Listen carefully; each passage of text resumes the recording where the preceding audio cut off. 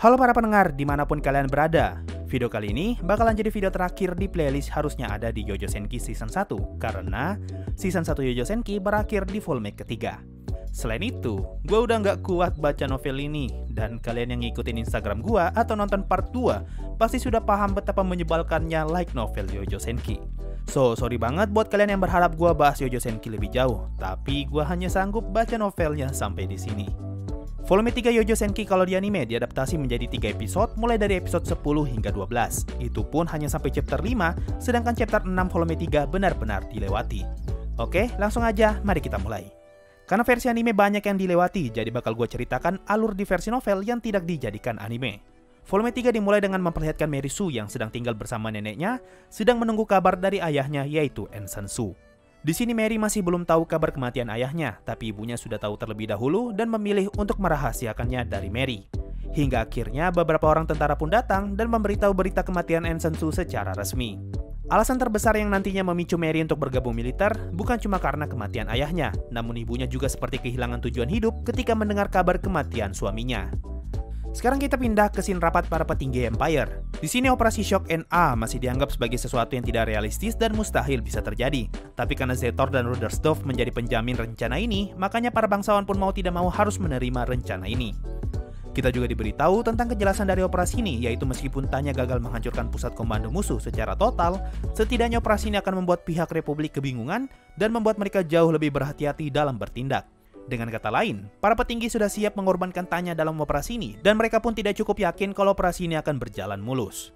Kemudian kita masuk ke persiapan sebelum penerbangan Tanya. Scene ini kalau di anime masuk ke pertengahan episode 9.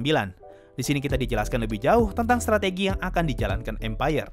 Kita juga diberitahu tentang kekesalan Tanya kepada Shugel karena dia merasa kalau eksperimen roket ini bisa ngebunuh dia. Dan juga di sini Tanya bertemu dengan Rerugen. Tanya kemudian meminta pendapat Rerugen mengenai misi ini karena dia merasa kalau ada yang aneh dalam misi ini. Seakan-akan ada niatan tersembunyi di baliknya. Rerugen pun menjawab kalau misi ini bertujuan untuk ngebuka sesuatu yang lebih besar. Nah, dari perbincangan inilah, Tanya mencapai suatu kesimpulan dan menyadari maksud sebenarnya dari rencana ini. Sekarang kita pindah ke scene di saat Tanya dan pasukannya bersiap menaiki V1. Kalau di anime, bentuk V1 terlihat seperti roket kapsul. Nah, kalau di novel, V1 adalah pesawat jet. Tapi gue masih belum begitu paham seperti apa bentuk V1 versi novel. Kalau dari yang gue baca, sepertinya ini adalah pesawat jet dengan kursi yang dapat dijatuhkan, sehingga para penyihir yang mengendarainya dapat dijatuhkan layaknya bom. Karena V1 aslinya adalah pesawat, Tanya dan pasukannya masih bisa menentukan tempat di mana mereka ingin jatuh, dan bisa mengecek kondisi satu sama lain untuk mengetahui apakah mereka mendarat dengan aman atau tidak. Pesawat ini juga diisi dengan zat hydrazine dan boron adiktif agar dapat meledak ketika jatuh ke tanah. Sekarang masuk ke scene ketika Tanya menyerang markas Republik. Di anime, scene ini cukup singkat, di mana Tanya masuk ke dalam bunker musuh dan tidak menemukan apa-apa, lalu mendapatkan kabar kalau unit lain berhasil menghancurkan target. Tapi kalau di novel, scene ini cukup panjang. Pertama, Tanya menunggu kabar dari unit lain yang sedang mensabotase jalur komunikasi musuh. Setelah mereka berhasil, barulah penyerangan dimulai. Kita diberitahu kalau Republik memiliki 3 bunker di 3 lokasi yang berbeda. Jadi Tanya harus memecah pasukannya dan menyerang semua bunker dalam waktu yang bersamaan. Lalu singkat cerita, mereka berhasil menghancurkan markas Republik. Kalau di anime, ketika masuk ke dalam bunker, Tanya tidak bertemu dengan musuh. Tapi di novel, mereka bertemu dengan musuh dan terjadi adu tembak di dalam bunker. Tanya pun menjelaskan kalau dia sangat puas dengan SMG yang dia dapatkan dari pertarungannya melawan Ensan Sue, karena senjata itu sangat cocok dengan postur tubuhnya. Sementara itu, orang-orang dari Commonwealth atau Persemakmuran sangat yakin kalau cepat atau lambat, Empire akan segera jatuh dan mengeluarkan pernyataan damai, sehingga mereka membicarakan langkah yang akan diambil jika saja perang sudah berakhir. Nah, setelah Empire menyerah, pihak Commonwealth akan segera bergerak menyeimbangkan kekuatan semua negara agar terjadi perdamaian. Karena bagi orang-orang dari Commonwealth, perang adalah kondisi yang sangat merugikan dan perdamaian akan jauh lebih menguntungkan. Sekarang pindah ke scene Tanya di dalam kapal selam.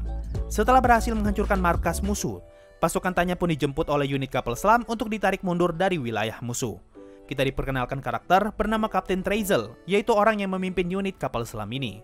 Di sini terjadi percakapan antara Kapten Treazel dan Tanya mengenai makanan di dalam kapal selam yang sangat enak jika dibandingkan dengan makanan dari unit lain. mereka juga membicarakan tentang misi berikutnya, yang mana Kapten Reizel akan melanjutkan patrolinya dengan kapal selam, sedangkan Tanya akan dikirim kembali ke dalam medan tempur. Tapi sebelum berangkat, Tanya membiarkan pasukannya untuk memuaskan diri dengan memakan makanan enak di dalam kapal selam. Keesokan paginya, Tanya merenungkan hasil dari operasi ini. Dia yakin kalau perang ini akan segera berakhir dan membuat Empire menang secara de facto. Tapi masih ada satu hal yang membuat Tanya takut, yaitu adanya kemungkinan kalau Empire terlena dengan kemenangan. Scene berikutnya, Tanya dan pasukannya sudah berpisah dengan unit kapal selam. Kalau di anime, Tanya sempat berkata kepada pasukannya kalau ada banyak orang yang ingin mentraktir mereka minuman ketika perang sudah berakhir. Tapi di novel, sebenarnya ini adalah obrolan Tanya dengan pusat komando yang saling bertukar argumen lewat radio. Tanya lalu menerima misi untuk memeriksa area dan menghadang pasukan penyihir yang terlihat. Kalau ternyata bukan sekutu, artinya mereka diperbolehkan untuk menyerang. Nah, setelah misi ini berakhir, barulah Tanya diperbolehkan untuk kembali. Di tengah pengecekan ini, mereka menerima permintaan bantuan di sektor 42. Tanya kemudian menyadari kalau ada pasukan penyihir yang mendekat ke arah mereka dan cukup yakin kalau itu adalah musuh. Nah, ini adalah perbedaan terbesar antara versi novel dan anime di volume 3-nya. Di anime, ketika Tanya mendapatkan permintaan bantuan di sektor 42, mereka tiba-tiba saja diserang dari belakang dan Tanya harus bertarung sekali lagi melawan Ensign Su. Tapi di versi novel, kejadian ini tidak pernah diceritakan, sehingga bisa dibilang, kemunculan Ensign Su yang hidup kembali karena bantuan dewa adalah original story di anime. Kemudian kita diceritakan tentang karakter bernama Mr. John. Gue jujur bingung siapa si John ini, tapi kayaknya dia adalah pemimpin dari pusat informasi yang sebelumnya Tanya serang dari jauh. Kalau di anime, orang ini selamat, tapi kalau di novel, orang ini terluka parah dan merasa sangat depresi karena seluruh pasukannya mati terbakar terkena efek serangannya Tanya. Kita lalu balik lagi ke Tanya yang gue sudah nggak ngerti lagi dia lagi ngapain dan sedang dalam misi apa. Tapi intinya, dia lagi ngebantu perang di medan tempur Rinne dan singkat cerita, Empire berhasil memenangkan perang itu. Sekarang kita pindah ke scene Tanya berusaha mati-matian untuk mendapatkan izin menyerang kapal Republik. Di anime, perdebatan ini terasa singkat, tapi di novel, Tanya jauh lebih ngotot. Bahkan hampir 6 lembar, isinya cuma debat antara Tanya dengan atasannya. Selanjutnya, kalau di anime, Tanya pergi ke hangar pesawat sendirian untuk bersiap menyerang. Lalu Sepriakov datang untuk melapor kalau unitnya tidak bisa dikumpulkan dan misinya dibatalkan. Tapi kalau di novel, semua pasukannya sudah berkumpul dan mereka secara bersamaan masuk ke dalam hangar pesawat. Di saat Tanya dan pasukannya sudah siap menyerang pelabuhan, lalu tiba-tiba seorang pengantar pesan datang dan membawa perintah khusus yang mengatakan kalau gencatan senjata sudah dimulai. Nah, barulah di sini Tanya dengan sangat terpaksa harus membatalkan rencana penyerangannya. Lanjut, kalau di anime, pasukan Tanya tidak sempat berkumpul karena sedang liburan, tapi di novel kebalikannya, setelah berkumpul dan misi dibatalkan, barulah mereka liburan. Selagi pasukannya berlibur, Tanya dan Sepriakov bersiap untuk pergi ke markas pusat dengan menaiki pesawat. Lalu Weiss pun dipanggil untuk berjaga di kantor selagi mereka berangkat. Nah, di anime, scene ini dibuat simple, jadi seakan-akan Tanya pergi berjalan kaki dari kantornya untuk pergi ke markas pusat. Padahal kalau di novel, dia harus pergi menaiki pesawat dan ditemani Sepriakov. Gue rada bingung sih antara dia naik pesawat atau terbang dari kantor ke markas pusat. Lalu kalau di anime, setelah gagal menemui petinggi, Tanya pun memutuskan untuk pulang dan malah bertemu dengan Rerugen yang kemudian mengajak dia untuk ngobrol. Kalau di novel, Tanya langsung pulang dan keesokan harinya, dia berhasil bertemu dengan Zetor. Jadi, obrolan di anime antara Tanya dengan Rerugen, kalau di novel adalah obrolan Tanya dengan Zetor yang terjadi keesokan harinya. Nah, setelah dari sini kita masuk ke chapter 5 volume 3 yang menceritakan lebih panjang mengenai potongan-potongan scene di bagian akhir episode 12. Salah satunya adalah scene Mary yang ingin bergabung dengan tentara.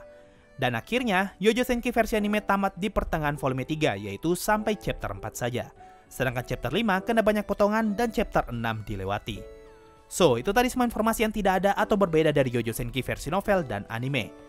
Jadi, kalau kalian pengen baca novel Yojo Senki setelah anime, saran gua mulai dari volume 3 chapter 5. Jangan mulai baca setelah movie, karena lu bakalan makin bingung. Oke, mungkin itu saja untuk kali ini. Makasih semua yang sudah mendengarkan sampai di titik ini. Sampai jumpa di video berikutnya, dan bye-bye. Yo, waktunya Saweria, ada dari Haji Udin. Tadinya ingin request detail kecil Yojo Senki, tapi sepertinya mending lanjut pembahasan yang harusnya ada di season 1 Yojo Senki part 3. Nah, seperti permintaanmu, ini dia videonya. Ada dari Sasuga Ulbert sama. Bang, pendapat lu apa yang akan terjadi kalau yang terkirim ke New World itu bukan Momonga, tapi Ulbert atau Touch Me? Kalau pendapat gue pribadi, gue rasa Ulbert bakalan jadi Demon King. Dan kalau Touch Me yang terkirim bareng Nazarik, gue rasa dia bakal kena kudeta karena sifatnya terlalu baik. Ada dari Kucing Terbang, mabar Genshin Impact bang, main kagak? Sorry bro, gue cuma main AoV doang kalau di HP. Tapi kalau lu punya State of Decay 2 di Steam, ayo kita mabar. Ada dari Cas Pradianata, aku keinget ada Saweria yang tanya lagu openingnya Sensei judulnya Alabia Seoul Jun. Makasih bro udah ngasih tau gua. Ada dari Zurajanaikat Suraga. Bang, kok banyak yang bilang Monogatari series membosankan, padahal gue nonton malah enjoy banget. Gua paham sih di mana letak membosankannya, tapi gue juga paham di mana letak asiknya, karena gue juga udah nonton Monogatari, Bakemonogatari, Nekomonogatari, dan juga Monogatari series season 2. Tapi kalau seri yang lain, gue masih belum nonton. Menurut gua, letak membosankan Monogatari ada di minimnya background, latar background yang cukup monoton khas Monogatari, dan terlalu banyak dialog. Jadi wajar aja kalau kesan pertama bakal ngerasa bosen.